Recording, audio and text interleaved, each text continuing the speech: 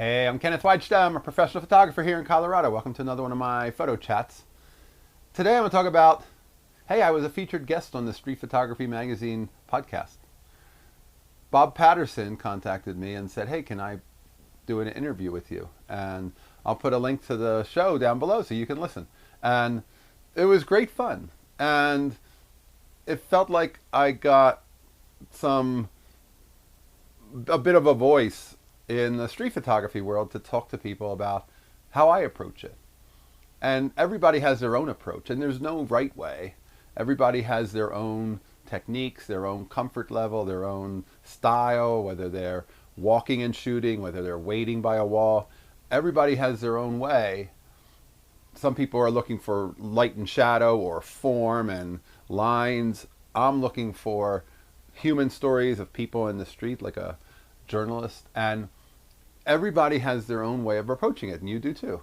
And there's no wrong. But it was a real treat to be able to sit down, do an interview, and just talk about how do you approach it? What do you do? I talk in there about how, and I'll demonstrate here because I can do it with a video, and in the podcast I realized I was talking at one point. We were on Zoom, and I was talking at one point, and I'm explaining how I'm carrying my camera, and he's like, nobody can see you. And a lot of times what I'll do is I'll just carry the camera here.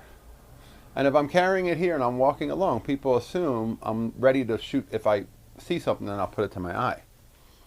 And a lot of times what I'll do is as I pass people, I'll shoot. And then if there's somebody over there in a car, say they're like 20 feet in front of me, and I'm seeing them and I want to photograph them. As I approach them, I will walk up, get next to the car. I have a 28mm lens on the camera. I set my camera to shoot at a 4,000th of a second at f8 in bright sunlight, and maybe a little slower, 2,000 if it's some mixed light and shade, but I'm using a very fast shutter speed, and you'll see why.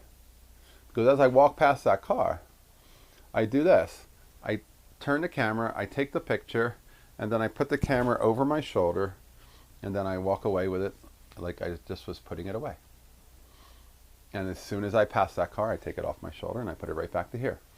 And it's a little technique I use to create a misdirect, because I'm trying not to make it look like, hey, look at you sitting there, I'm going to take your picture, and keep walking and make you go, wait, what just happened? I don't want to interrupt you. I don't want to infiltrate your world. I don't want to have any way of affecting your world. I just want to document it. And using this little technique of, I'm going to put the camera on my shoulder, that's an easy way for me to create a movement that says he's not shooting. And like I said, I could do it if I'm walking past somebody here. I could go shoot, shoot, shoot, and put the camera on my shoulder, and they just see the movement, and they're assuming I'm not shooting. And some of the best photos happen because you can be really close to people while you're putting that camera in motion and putting it away. Other times I just walk with the camera. I'll just literally walk like this. And people will assume I'm looking at the person behind them because they passed me and I'm still holding it up. And I'm shooting the whole time. And the biggest thing I can suggest is go there like you're on assignment. Go there like you're supposed to be there. Somebody sent you, you're being paid, you're a professional photographer, you're working as a documentary photographer of that street. Maybe it's a festival, maybe it's a city square.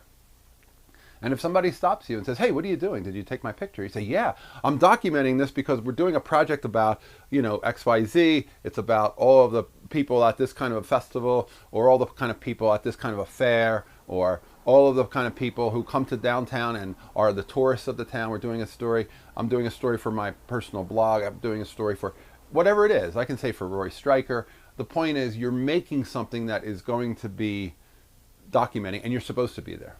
You're sent there. You're required to be there, and you have license to photograph.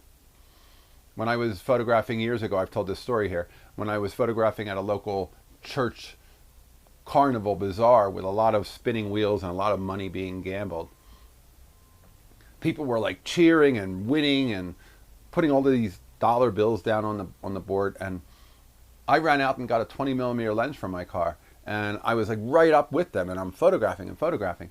And somebody came up to me and said, "Hey, who are you? What are you doing?"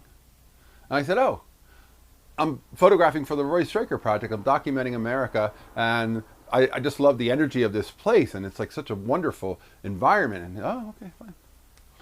People are fine once they know that you have a purpose and you belong there, and they just want to know you're not going to slink away and go hide in the bushes.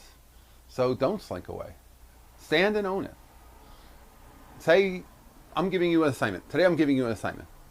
Your assignment is to go out into your local town square, wherever the most popular place is, and go photograph it for 2 hours.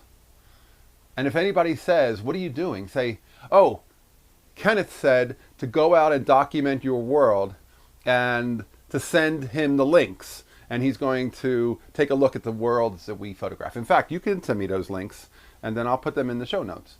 And now you have a reason. Oh, I'm working with this photographer online who asked us to go out and photograph our streets and photograph the people that come to our town. And now you have license. But it's one of those things where you just have to do it on a regular basis. Show up, keep showing up.